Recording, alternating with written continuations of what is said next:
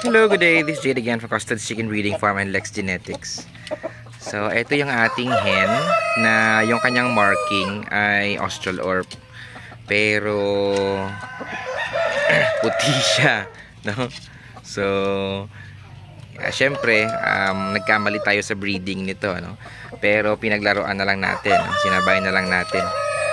Okay, so, nagkamali sa marking siguro. Hindi ko alam kung anong generation nagkamali. And then sa backcross may lumabas na puti, no?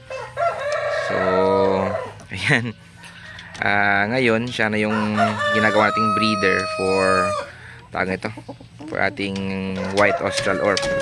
And yung ginamit natin ditong rooster, ito yung matanda na nating rooster, no? Na parang lolo na yata ito. Ito yung ampas 4 kilos ito siya. And malaki talaga siya. The way I see it, parang hindi na rin siya pure, no? May na-incorporate din ito. Kasi may time kasi dati na nung nawala na yung, nung humina ang market ng Austral Orp, hindi ko na tinutukan yung pag-breed ng pure, no? So nag-cross lang ako, etc. And then pag-breed ko ng Austral Orp, hindi ko tiningnan yung markings kung meron or wala. Most likely, no? And yun, probably nagkamali ako, no? Ang good thing lang doon sa pagkakamali kong yun, mas kumanda yung mga anak. So hindi ako sure kung Balkin ba yung na-incorporate dito sa kanila or Andrilin, basta masyado silang malaki. So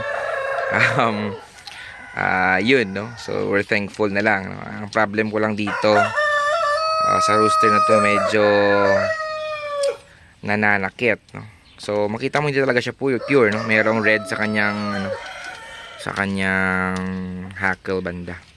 Ayan. Pero so far so good, no? Napakalakas umitlog, no, itong hen. Basta malakas siyang umitlog. Yun lang masabi ko, no? Maganda yung hatchability. So yun. And we're hoping to produce more, no? And sa mga next generation, ito gagamitin ko na yung mga tinatago kong pure na hens. So ang ginawa ko dito sa rooster, no, i-breed ko to siya sa mga pure hens ko na sure ako na pure, and doon ako nag-work na lang, no? Kasi baka dumami yung dugo na hindi pure and magkakaproblema tayo sa itsura at sa performance later on. So nag-backcross na lang tayo doon sa mga pure ko na hens, no? And naka-acquire ako kay Doc Palace actually ng mga hens din, and napakaganda rin ng mga yon. So doon ko i-cross yung iba. Actually yung planong barred bulik na Austral Orp, doon ko rin ang gagamitin ko rin doon yung Austral Orp galing kay Doc Palace. So magagandang hens din yon. Ayan. So kinaka-cover ng rooster, napaka-protective, no? So sige lang. Yung itlog dito kinukuha lang, no? Kino-collect every day. So malayo to sila sa ibang mga manok natin, no? Just to protect them and walang mangyari sa kanilang masama.